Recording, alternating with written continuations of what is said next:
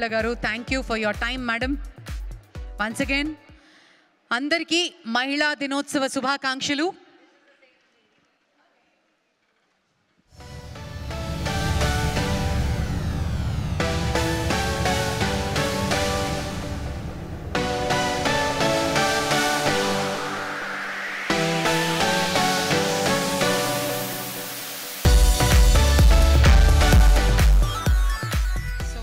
Congratulations to all the winners and happy Women's Day to all of you. Hybis TV ni kuda congratulate chestunanu because it's not that easy to like reach you and make you come here and one platform which is for you. I think they have not left any of the categories. I've seen like from a homemaker to entrepreneur, everybody is here. ఒకప్పుడు ఎలా ఉండేదంటే మహిళలు పని చేయాలి అంటే ఒకటి లేదా రెండు డోర్సే ఓపెన్ ఉండేవి. But now the whole world is ours. Entire అన్నీ మనమే మనం అంటే మనకు వెళ్ళాలి అనుకున్నప్పుడు, సాధించాలి అనుకున్నప్పుడు అడ్డు అనేది లేదు అనేది మనం ప్రూవ్ చేస్తూ ఉన్నాము. అండ్ ఇంకా చాలా ప్రూవ్ చేయాల్సినటువంటి అవసరం కూడా ఉంది. ఈ year international women's day theme I think అందరికీ తెలుసు అనుకుంటాను, gender equality.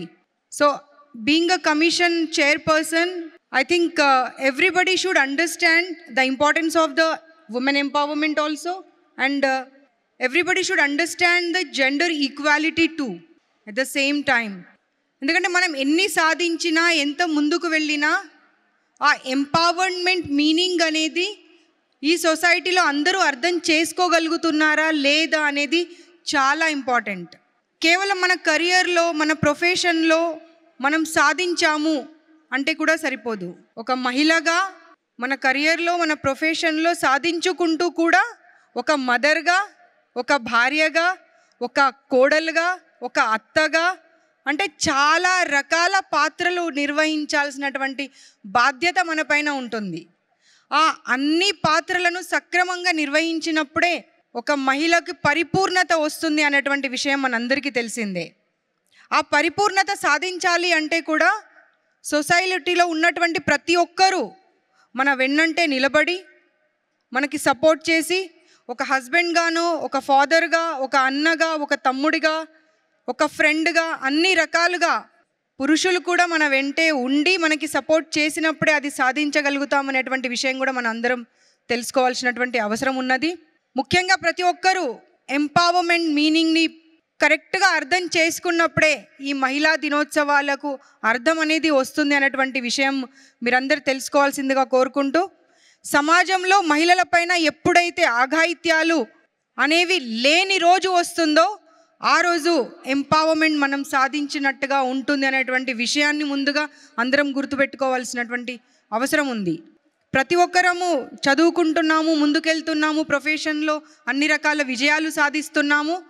బట్ పొద్దున్న లేవగానే పేపర్ ఓపెన్ చేయగానే, సోషల్ మీడియా ఓపెన్ చేయగానే ఒక నెల రోజుల పసిపాప పైన ఒక రేప్ అటెంప్ట్ జరిగింది అన్నప్పుడు, ఒక 70 ఏళ్ళ ఆవిడ పైన, వయోవృద్ధిరాలి పైన కూడా అటెంప్ట్ జరిగింది అన్నప్పుడు మాత్రం అంటే మనం దేనికోసం పరిగెత్తుతున్నాము, ఎందుకోసం పరిగెత్తుతున్నాము, ఇన్ని ప్రొఫెషన్స్లలో, ఇంత చదువులో, ఇంత ముందుకు వెళ్ళినా కానీ ఇలాంటిది ఎందుకు జరుగుతుంది అని మనం ప్రశ్నించుకున్నప్పుడు అలాంటి రోజు అనేది ఒక పేపర్లో, సోషల్ మీడియాలో మనం చూడని రోజు, ఆ రోజు మనం గొప్పగా చెప్పుకోవచ్చు ఒక మహిళను మనము ఒక దేవతగా పూజిస్తున్నాము అని.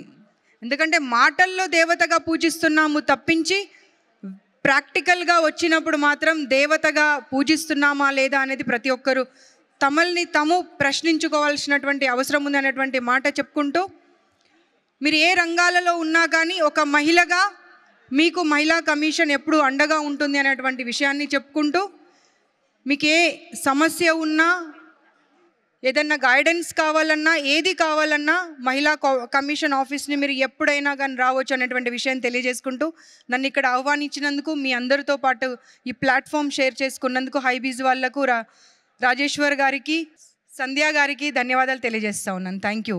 అండ్ నన్ను ఇక్కడ తీసుకొచ్చినటువంటి నా ఫ్రెండ్ ప్రసాద్ గారికి ముఖ్యంగా ధన్యవాదాలు.